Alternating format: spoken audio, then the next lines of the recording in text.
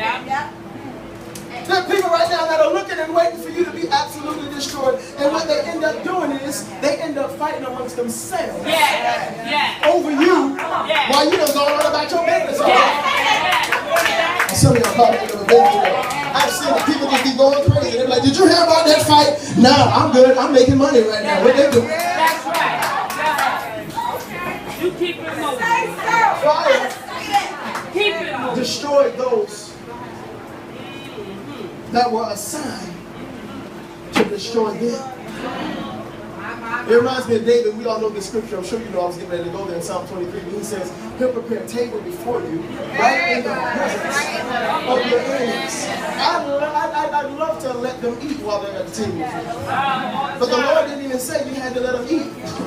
He just said, watch you eat.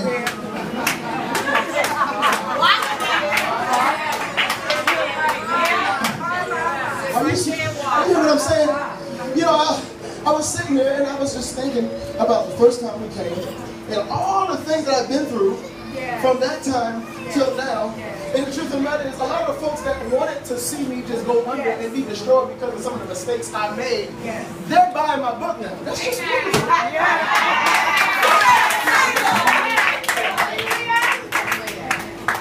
They're texting me, hey, Marcus, great book. I'm like, who this? I don't have your number no more.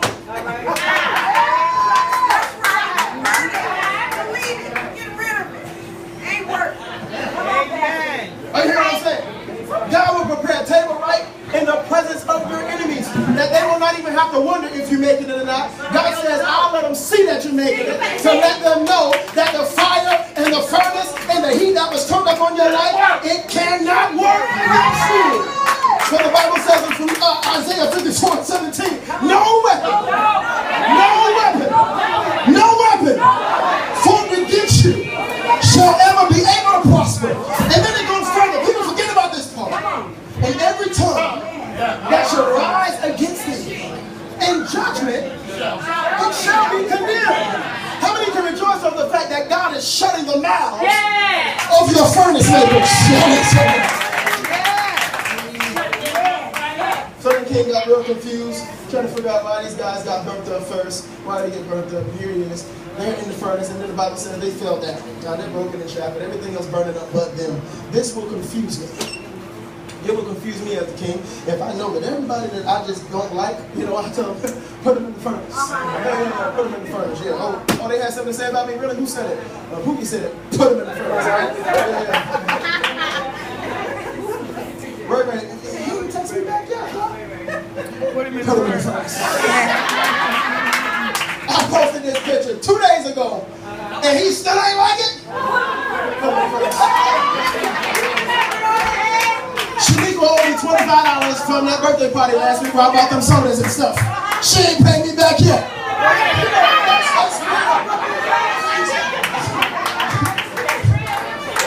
So-and-so left the church, and she talking about Pastor Wilson.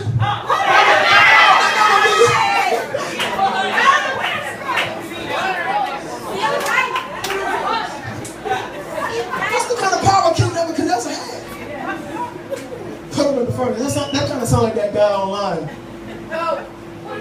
Yeah. I knew somebody wouldn't say it. So,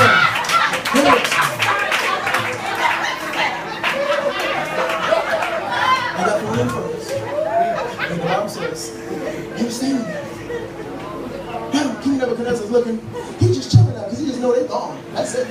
He going to Dunkin' Donuts, get his coffee. He's straight. He done burn some more drink. He's good. Now, he looks back and he's like, hold on, guys. Wait 1 second. Hold on. Can I get 3 men to come up here real quick? Like if you know for sure. I'm a man. All right, now 1, 2. Oh, you heard me? 3. All right. So here's Shadrach, Meshach, and a tall Abednego. I'm King Nebuchadnezzar. I'm going to be the bad guy for once. I'm never the bad guy.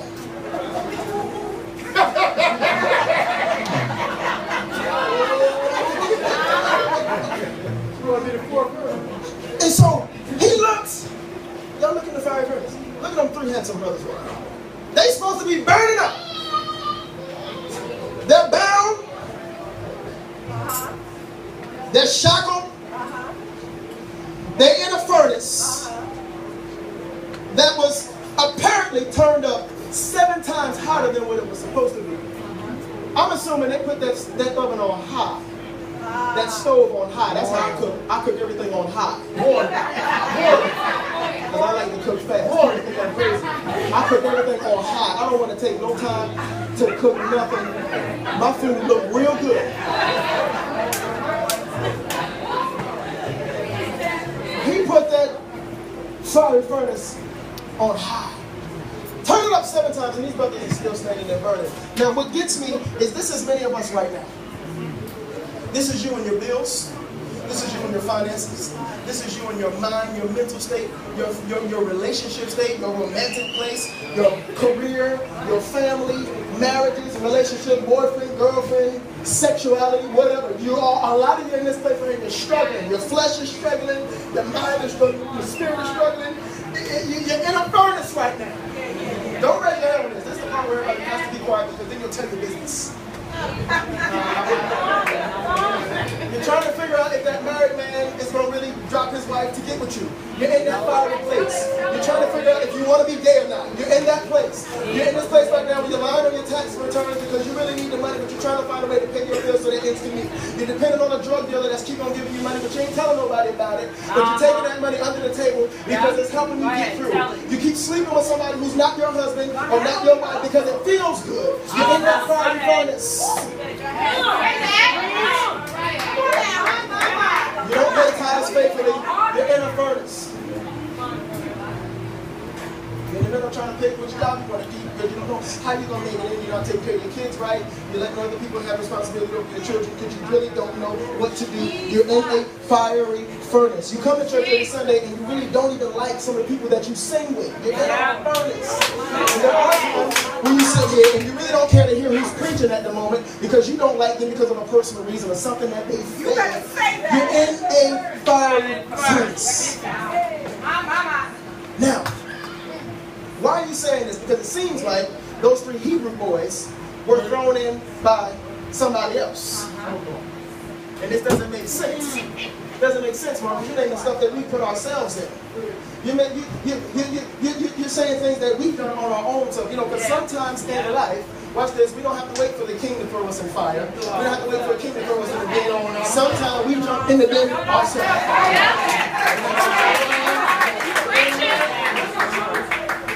And the truth of the matter is, we go head first sometimes.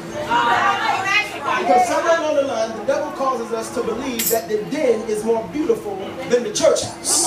Come on. Tell it.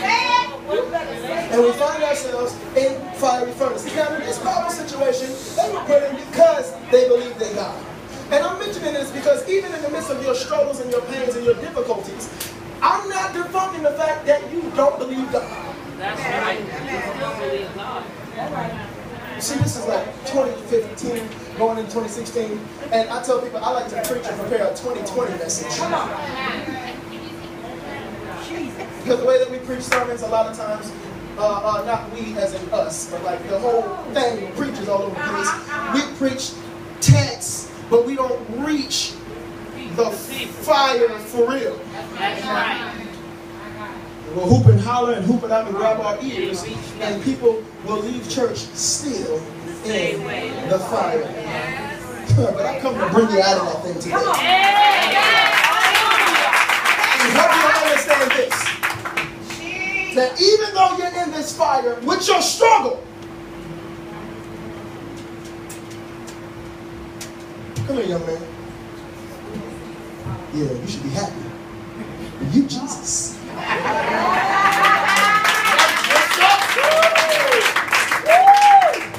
Even in the midst of your fiery situation, you're not in it by yourself.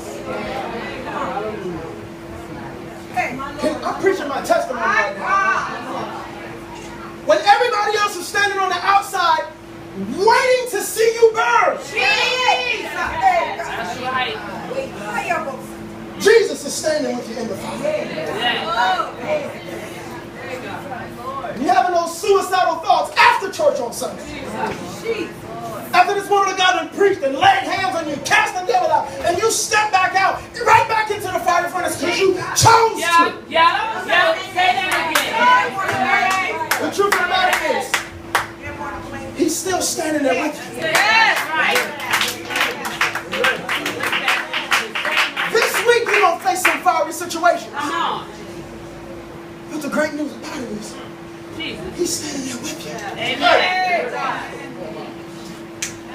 happens is you yourself will end up confused about why you're not dead yet.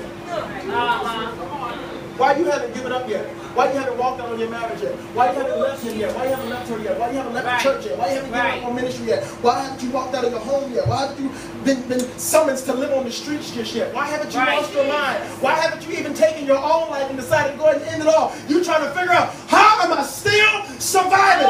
This is the answer. Just like King Nebuchadnezzar was confused about who the fourth person was in the fire. I don't want you to leave here confused as to why you still survive, as to why you're still standing, how you still in your right mind, how you can still praise in the midst of all the fire that you're going through. You're like, Pastor, I should be burnt up, I should be destroyed. Why, God, am I still here? It's because there's a fourth man standing in the fire with you, and the fourth man hasn't given up on you. The fourth man hasn't quit on you. The fourth man hasn't left you in the fire by yourself. But the fourth man is saying, I'm going to stand in the fire until you come out.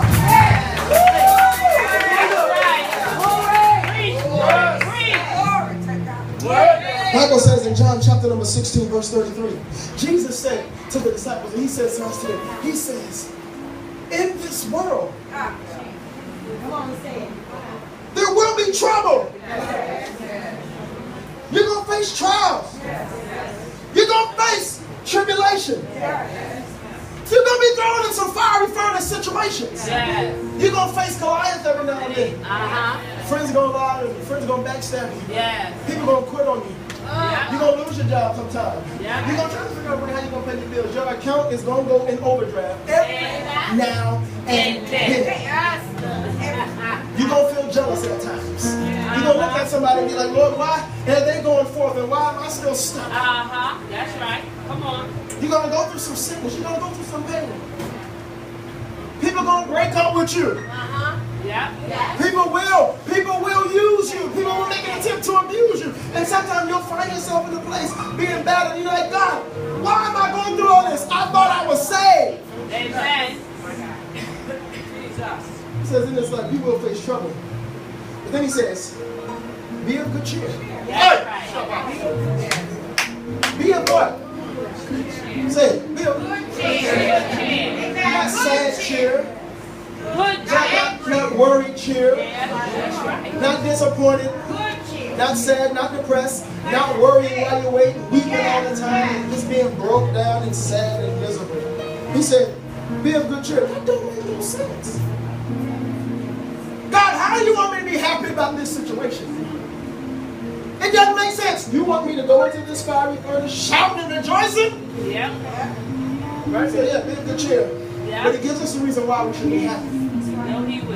It says, because I have already overcome the world. I've already won this thing for you. I've already taken care of this thing for you. I've already defeated the enemy. Every obstacle in your life, I've already broken it down. The mountains, the walls, I've fixed it already.